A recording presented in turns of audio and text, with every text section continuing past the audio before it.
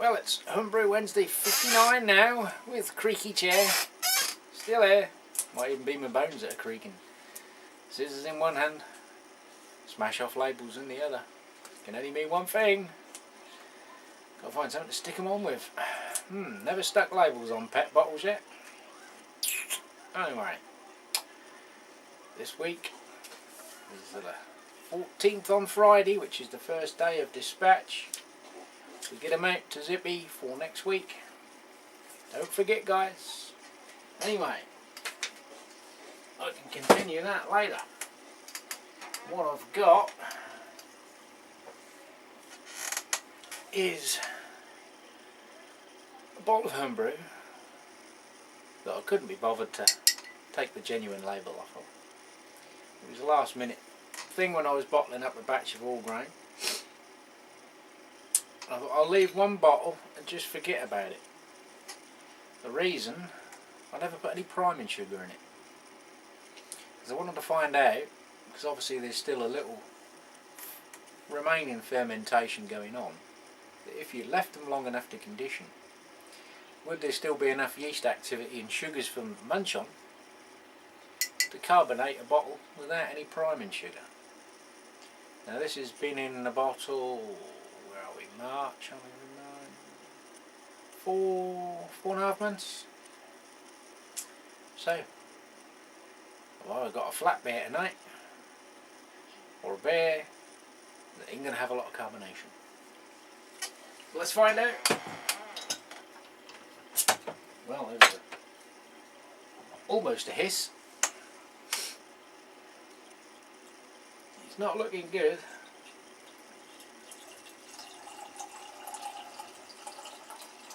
More like a car scale.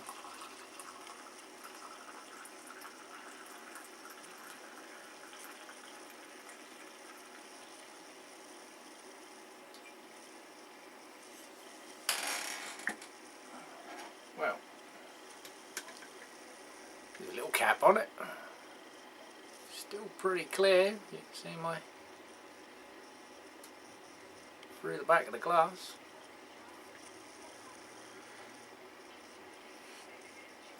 Smells okay. Not a lot of effervescence on the tongue, but yeah, it's really pretty much like a cask, straight from the pump. It's very smooth without the carbonation in it.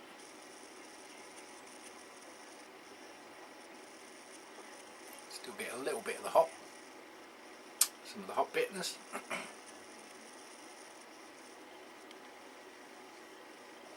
So, no, it won't carb. I mean, the other ones weren't exactly bottle bombs, but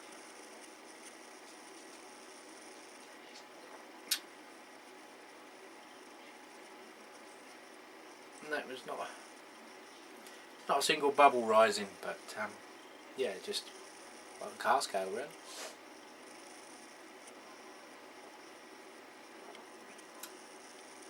This is damn nice.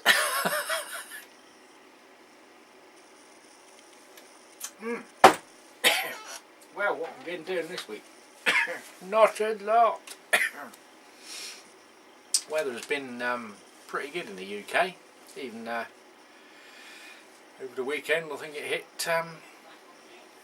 21 degrees in some places. So it kept the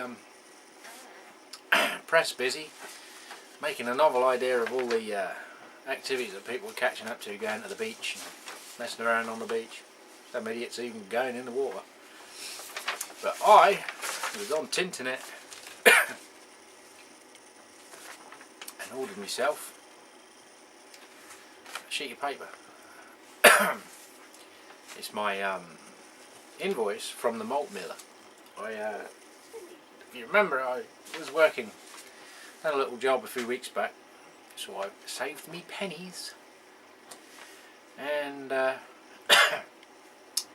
bought some additional grains and hops for future brews, or to add to the bulk grains I've already bought. So basically I can pretty much brew whatever takes me fancy. If I want to brew a waste beer, stout porter, pale ale, mixed style, whatever the fick I want. If it takes me fancy, I should pretty much be covered. I have bought aromatic malt. There would be a Belgian beer theme on here because that's what I'm going to move on to making a few Belgian beers. Aromatic malt, biscuit malt, special B, Cara Red, Carafa 3, Carafa 2 and 1, some Rauch malt, a smoky porter could be in the future, brown malt, Vienna malt, terrified wheat, or torrified even, melanoidin, carapils, mild ale malt, Caramunic 1, 2 and 3, and some cocoa nibs, some Weisswein, rewind, they both select that, Weiss yeast, Chamon, where are we, hops, yes, I went, got a few packs of hops as well, got some Fuggles pellets, Pacific Gem, Pearl, Stella hops, which have now been renamed Ella, probably because of some beer company getting upset about hops and beer. It might be get confused. Challenger, Williamette, First Gold, SARS, Sonnet, Agnes, Pacific Jade, Mariana, Sterling and Tetnang. So I've got to make more room in the freezer for another 14 packs of hops. I haven't checked on my hops this week. They seem to be doing okay, apart from someone stood on one in the garden today and he was looking at a vehicle. I think it's early enough that they'll recover. So I'm pretty much set for brewing. Of course, YouTube is alive with everyone's prospect on the SJ Paul Challenge. Some people know what they're going to do. Some people have already started brewing 1, 2 and even 3 beers with a view to choosing the best beer and putting it in. Some people like me still haven't quite made their mind up what to do and how much to do. Not really sure. Just brew your best beer. I don't know what that is yet, but it'll be the one that goes in the competition, I guess. It won't be a flat pale ale, unbottle condition. So yeah, I'm not really sure what to have a go at. Whether to stick to a traditional ale, do a big beer, you know, high ABV. Certainly the guys that are going to get the smash off one are going to get a high ABV one.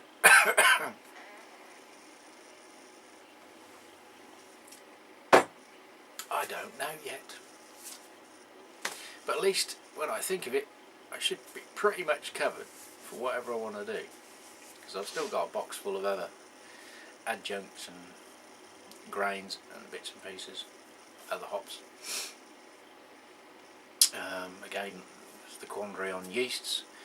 I do tend to use the dry yeasts simply because obviously they'll keep longer, they're cheaper considerably, and they're always handy. You can keep a spare, where the sort of liquid yeast, the Y yeasts and White Labs, you've got to keep refrigerated. You've pretty much got to use them as soon as you get them, and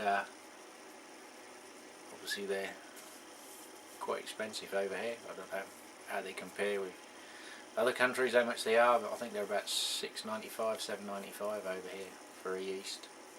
I know they're good, but puts a lot of price on the beer. Van Rogerson's is working out his costings, so he can put several pence on a pint of beer, and we can't have that. Anyway, I haven't really got much else to tell you. Not that I can think of. Short Circuit Brewers, Brian, Mike and Kyle. I was supposed to, I think about a couple of weeks ago, mentioned that they've changed their channel over to Short Circuit Brewers. So if you still subscribe to the old one, you should have had their video come up, but if not, they have changed their channel, so seek it out. If I can find the link and get a chance, and YouTube will cooperate with my uploading, I will try and put the links in the comments section. But at the minute, for the last few weeks, I've had a hell of a time uploading videos. My internet is shit at the best of times. I don't know what else can be worse than shit, but whatever it is, it's BT internet up here. I've actually dropped down into double figures on download speed, let alone upload speed. I've had 0.19 megabits and about 10 on upload. So even a smallish video is getting friggin' ridiculous. 12-minute vid takes, well, edit the video, jack it up about 11:30. I go to bed whenever, come downstairs about 7:30 in the morning, have breakfast, turn the PC on at 8, and I think last week's one was 70% complete.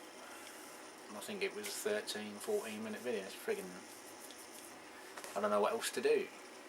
I didn't even look at satellite broadband because the connection is so shit round here, but the megabyte restriction on it is not viable, and neither is the rental costs. So I have to stick with shitband. But yeah, that's it really, guys.